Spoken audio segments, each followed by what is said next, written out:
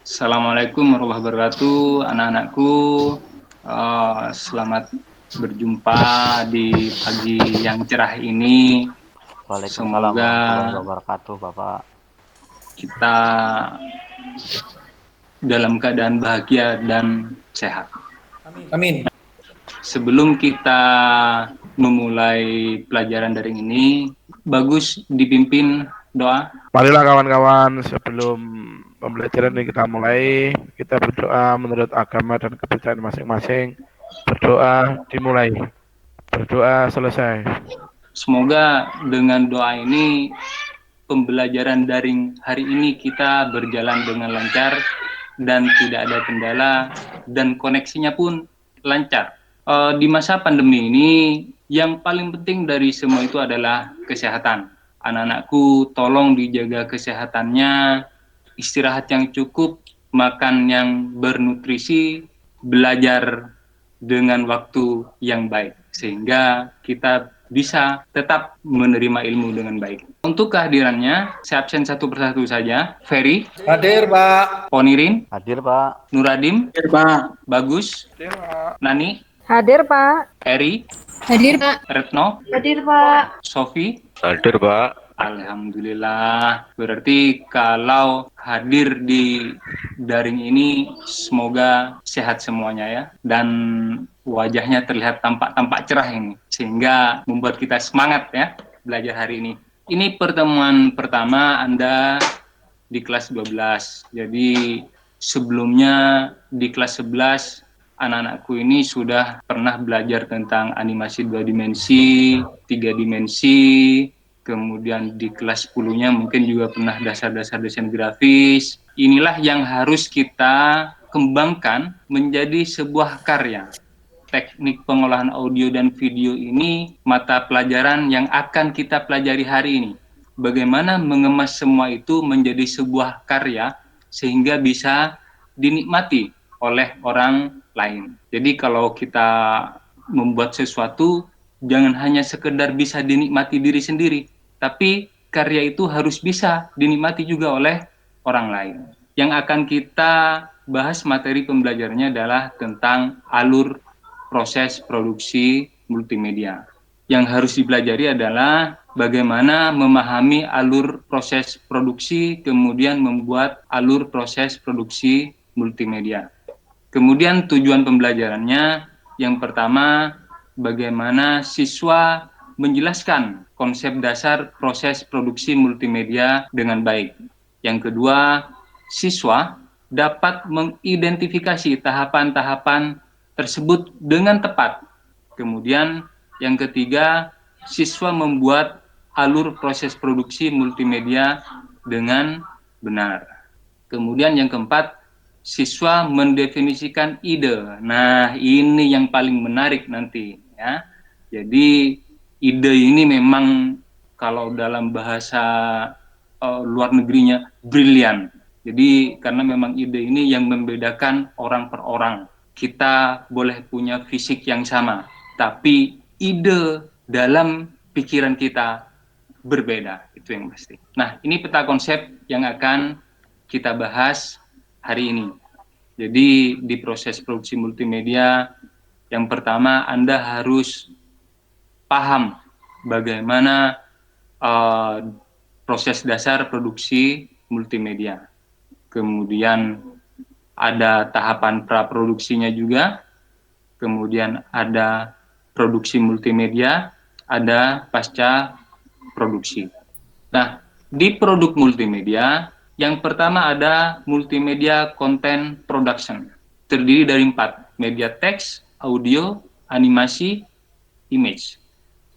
Kira-kira, Nuradim, kalau media teks ini apa contohnya? Contoh dari produk multimedia media teks. Contohnya media teks itu seperti font, kemudian yang ada pada poster atau mungkin pamflet, Pak. Nah, betul. Ini pintar sekali Nuradim ini ya. Jadi media teks ini biasanya berkaitan dengan tampilan huruf. Nah, ini yang harus didiskusikan pertanyaan-pertanyaan dari yang saya jelaskan tadi. Coba Anda pahami pertanyaan yang ada di sini. Yang pertama, sebutkan tahapan pada alur proses produksi multimedia. Jelaskan apa yang dimaksud dengan tahapan praproduksi. Yang ketiga, bagaimana cara mengkreasikan ide dari sebuah video profil. Nah, saya beri waktu 5 menit untuk menjawab pertanyaan ini, nanti saya tunjuk secara acak. Baik? Sudah? Nah, untuk nomor 1, siapa yang bisa menjawab? Ada yang bisa menjawab? Nomor 1, sebutkan tahapan pada alur proses produksi multimedia. Silahkan. Tahapannya praproduksi, produksi, dan pasca produksi, Pak. Nah, betul. Untuk tugas di rumah, ya, buatlah sebuah ide cerita yang menarik dan ceritakan dalam bentuk cerita pendek dari pengalaman kehidupan sehari-hari yang pernah Anda alami. Tulis dan kumpulkan dalam bentuk PDF ya, di Google Classroom yang sudah diberikan. Nah, tugas di rumah ini semua tugas itu berkaitan dengan penilaian, ya. Jadi saya beri waktu untuk pengumpulan tugasnya 24 jam. Jadi pengumpulan tugas, penilaiannya itu berpengaruh pada pengaruhnya adalah hasil dari tugasnya, kemudian juga waktu pengumpulannya. Kalau waktu pengumpulannya tepat, maka berpengaruh pada nilai. Nah, ini buku-buku yang bisa Anda pakai nanti, mungkin bisa di perpustakaan kalau Anda sempatkan untuk melihat di website ini untuk lebih jelasnya. Kesimpulan apa yang bisa anak-anak dapatkan dari pembelajaran hari ini? Kesimpulannya apa? Nuradim, bisa mungkin Nuradim. Untuk membuat video perlu ada proses praproduksi yang sangat penting untuk merencanakan ide dan lain-lain, Pak. Jadi dalam sebuah konten multimedia itu harus ada tahapan-tahapan, harus ada alur produksi yang tepat, sehingga prosesnya benar, hasilnya pun menarik. Nah, ini untuk pertemuan selanjutnya tentang pembuatan sinopsis, treatment, storyboard. Nah, pertemuan selanjutnya ini bisa didapatkan dari ide yang telah saya tugaskan tadi. Jadi kelanjutannya adalah pembuatan sinopsis, treatment, storyboard dari ide yang Anda buat. Semoga apa yang kita dapatkan hari ini menjadi ilmu yang bermanfaat untuk selanjutnya. Amin. Yang bisa Anda terapkan dan bisa menjadikan Anda sukses untuk kedepannya. Amin ya Tetap rabbal alamin. Amin, amin ya rabbal alamin.